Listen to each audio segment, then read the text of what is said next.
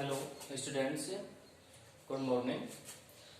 आज मैट्रिक्स का अगला टॉपिक है गुणन संक्रिया। कल हम संक्रिया बता रहे थे जिसमें आपको जोड़ और अंतर बता दिया था। तो इसके बाद अगली संक्रिया है गुणन संक्रिया। तो गुणन संक्रिया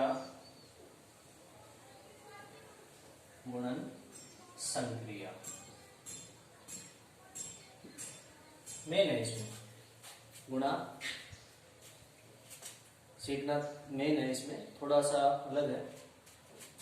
तो गुणन संक्रिया में सबसे पहले नंबर 1, दो अवयव का हम गुणा तभी कर सकते हैं। दो अवयव का गुणा तभी कर सकते हैं जब पहली अवयव का स्तंभ और दूसरा जो अवयव है उसकी पंक्ति समान हो, तभी हम गुणा कर सकते हैं, वरना गुणा ही नहीं कर सकते। कि भाई ए एक अवयव है जिसकी कोटि 3/2 की है, बी एक अवयव है जिसकी कोटि 2/1 की है। तो गुणा होगा या नहीं होगा हम वो जांच करेंगे पहले। तो इसका मतलब आपने ए भी गुणा करना है, तो ए गुणा बी लिखेंगे। तो ए गुणा बी संभव होगा कब? ए का स्तंभ कितने हैं इसमें? 2, और बी की पंक्ति कितनी है इसमें? बराबर है। तो ए बी संभव है।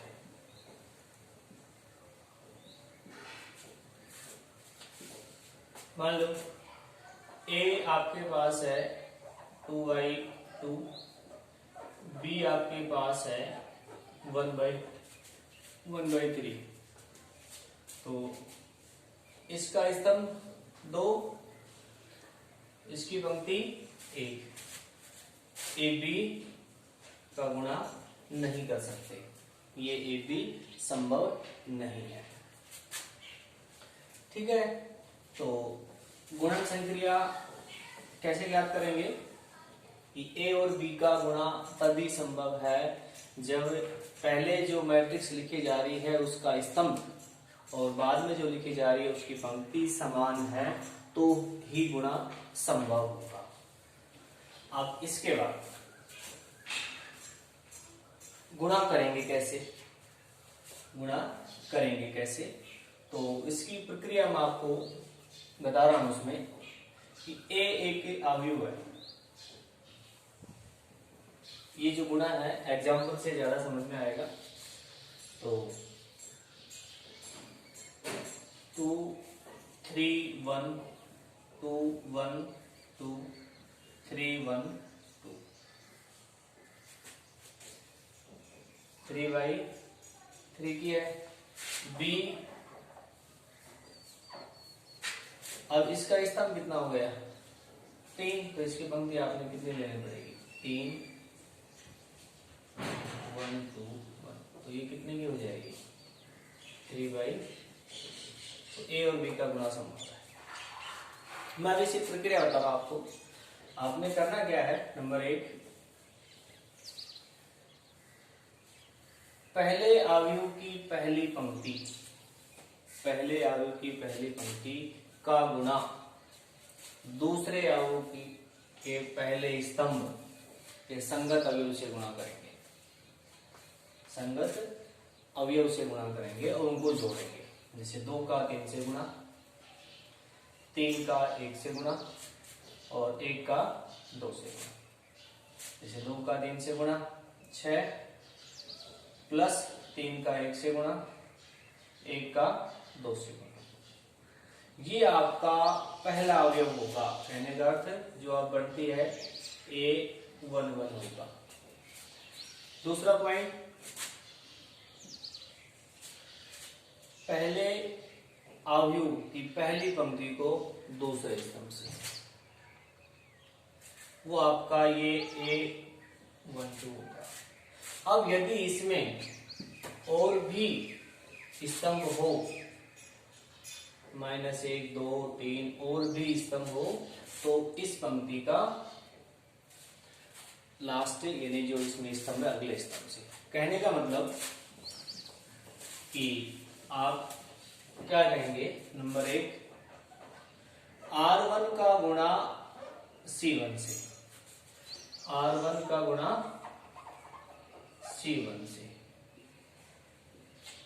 पहले लिखा है पहली पंक्ति का, बाद में लिखा है वो सॉरी पहले लिखा है वो पहले अवयव का, बाद में लिखा है वो दूसरे अवयव का। फिर अगला अवयव R1 का C2 से, तो क्या आ जाएगा ये R1 C2, और यहां पर R1 C2। उसके बाद फिर दूसरी पंक्ति उठाएंगे, सभी स्तंभ से गुणा करेंगे। R2 का C2 से, सॉरी C1 से, R2 का C2 से, R2 का C2 से, R3 का C1 से। तीसरी पंक्ति है तो तीसरी पंक्ति को उठाएंगे और सभी से गुणा करेंगे, सभी स्तंभ से। तो R3 C1, R3 C2, R3 C, ये आपके आगे। ठीक है, अभी आगे कितनी कोटि की बनी, मान लो आपकी A मैट्रिक्स है M गुणा N की, B है आपकी N गुणा P की, बराबर है, तो गुणा संभव है, मतलब AB प्राप्त होगा। AB जो प्राप्त होगा वो जो बच गया, जिसकी पंक्ति बच गई, जिसका स्तंभ M क्रॉस P का प्राप्त होगा। ठीक है, तो अब ये जो प्राप्त होगा, जो हमने लिया है 3/3 का प्राप्त हो रहा है उत्तर।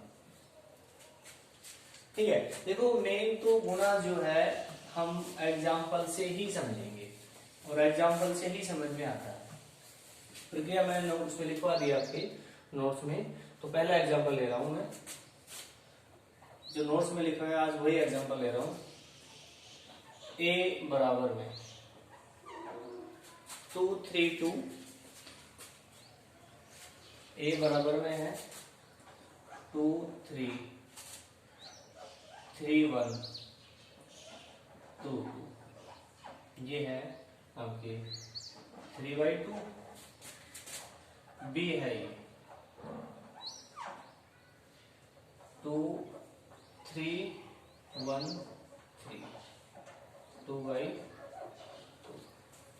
देखो बेटा, इसका स्तंभ इसकी पंक्ति बराबर है, गुणा कर सकते हैं, तो गुणा आपने AB करना है। तो AB करना है तो पहले A को लिखेंगे,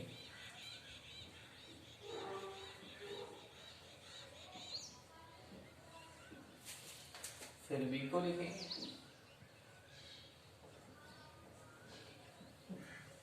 अब गुणा करेंगे, तो गुणा क्या, R1 है C1 है, संगत अवयव, 2 से 3 को 1 से। तो पहले हम 2 गुणा 2 प्लस 3 गुणा 1, आगे इसको इससे, तो 2 का 3 से, 2 गुणा 3 प्लस 3 का 3 से, 3 गुणा 3। आगे पहली पंक्ति कंप्लीट हो गई, दूसरी पंक्ति में 3 का 2 से प्लस 1 का 1 से,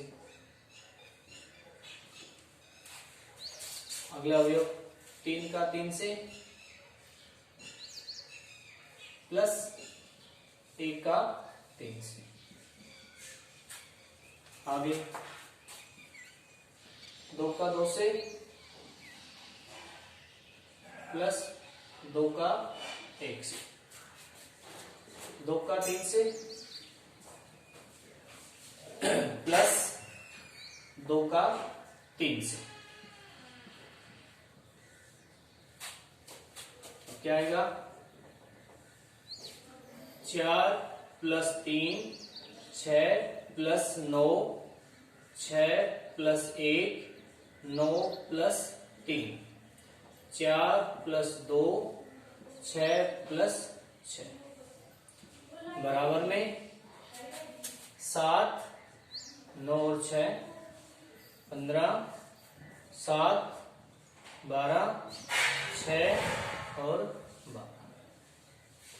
अब देखो यहां 3 पंक्ति, 2 स्तंभ बचा है, तो ये देखो कितने की आ रही है, ये आ रही है आपकी 3/2। ठीक है, ये पहला एग्जाम्पल। एक एग्जाम्पल और लेता हूं कि पूरा एग्जाम्पल आपके आप नोट्स में बनवा रखते हैं।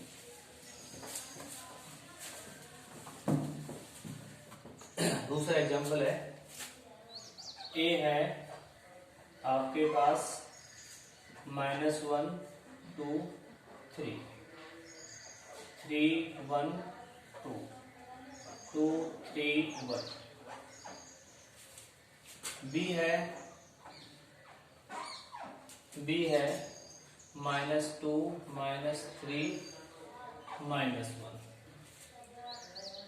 3 1 5 3 1 2। इनका गुणा करना है, तो ए बी का गुणा करते हैं। तो पहले ए को लिखेंगे -1 2 3 3 1 2 2 3 1 मल्टीप्लाई -2 -3 -1 3 1 5 3 1 2।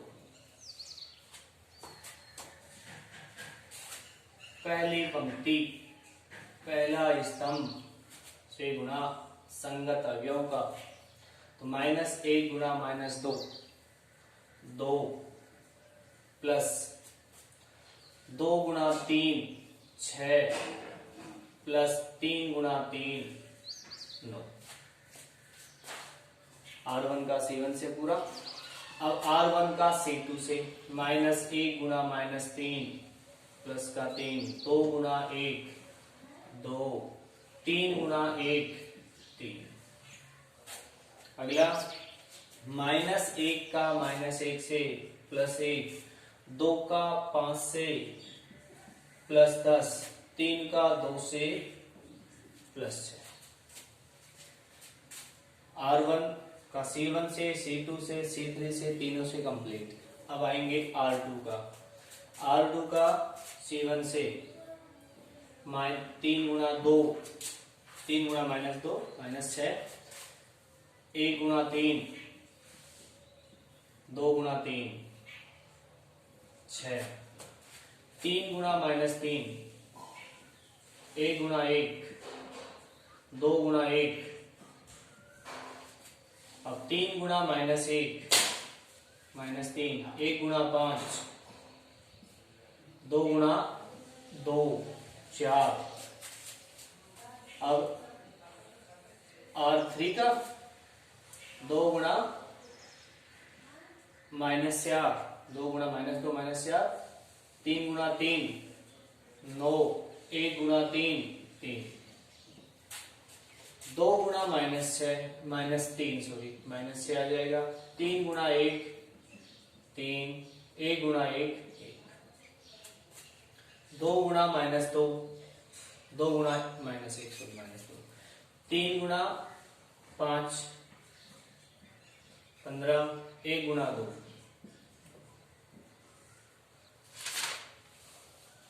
तो ये आपका क्या आ जाएगा बेटा 6 2 8 8 9 17 3 3 6 2 8 10 11 17 6 से 6 कैंसिल 3 माइनस का 6 और ये 6 ये 12 8 -2 15। अब देखो ये 3/3 का प्राप्त। ठीक है, तो एग्जाम्पल आपको करा दिए।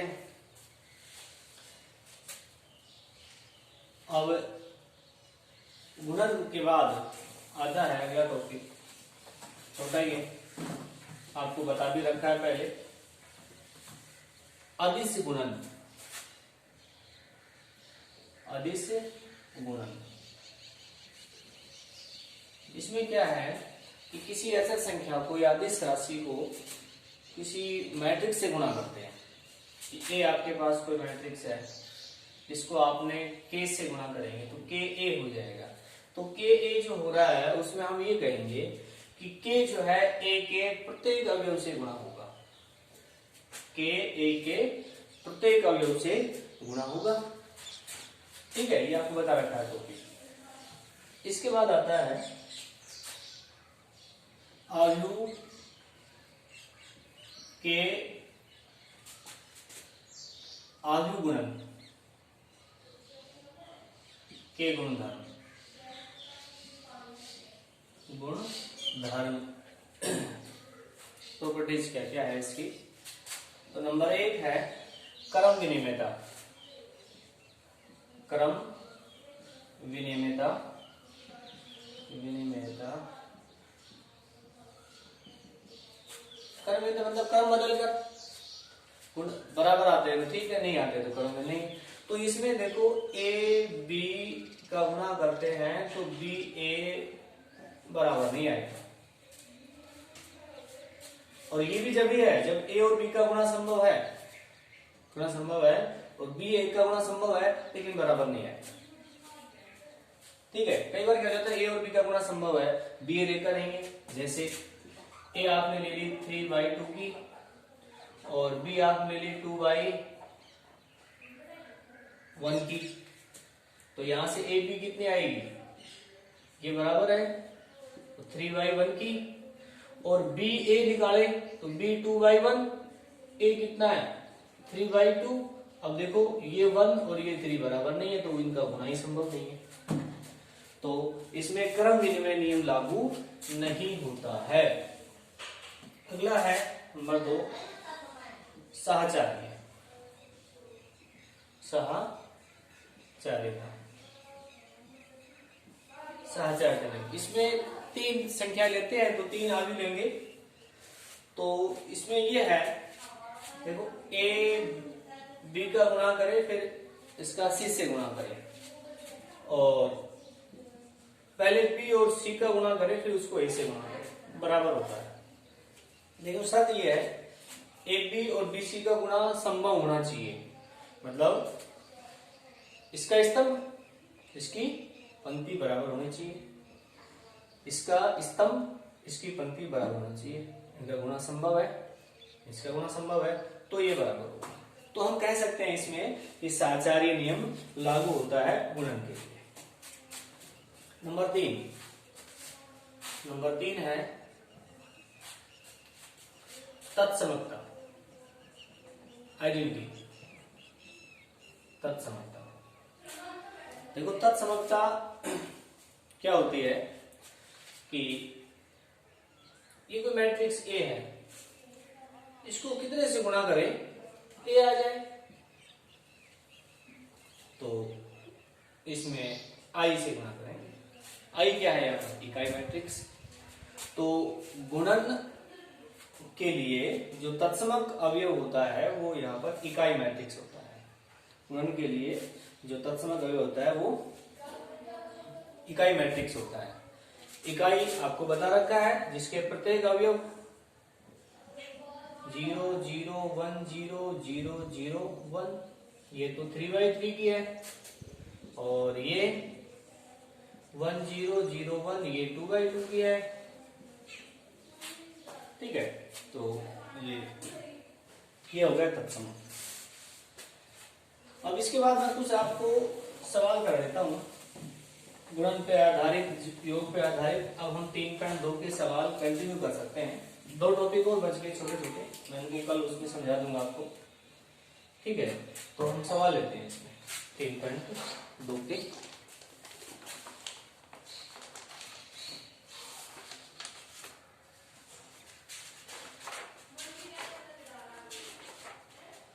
देखो 3.2 में आपको 1 से 3 बता दिए थे, आपने कर लिए होंगे, सिंपल सवाल है। अब मैं आपको बता रहा हूं चौथा प्रश्न। चौथा प्रश्न क्या है कि ए आपको ये दिया है 2 माइनस 1 3 2। बी आपको ये दिया है 0 4 माइनस 1 7। आपने ज्ञात करना है, आपने ज्ञात करना है 3a² माइनस में 2b। तो यहां आपने पहले a² ज्ञात करना पड़ेगा। तो यहाँ a² का मतलब ये नहीं है कि इस पे पावर लगा दे। a² को जब ज्ञात करेंगे तो a इंटू ए लिखकर ज्ञात करेंगे। a इंटू ए लिखकर, यानी पहले a 3 2, फिर a 2 माइनस 1 3 2। ठीक है। अब गुणा, तो गुणा कैसे? R1 का C1 से, तो 2 गुणा 2 4 माइनस 3, 2 का माइनस 2, माइनस 1 का 2 से माइनस 3 का 2 से 6, 2 का 3 से 6, 3 का माइनस 1 से माइनस 3, 2 का 2 से 4। कितना आ गया? अभी आ जाएगा 1 माइनस 4 12 1। ठीक है। अब आप उसमें मान रखेंगे, इसमें 3a² माइनस में 2b। 3a² आपने निकाल लिया, 1 माइनस 4 12 1 2b। b आपके पास है 0 4 माइनस 1 7।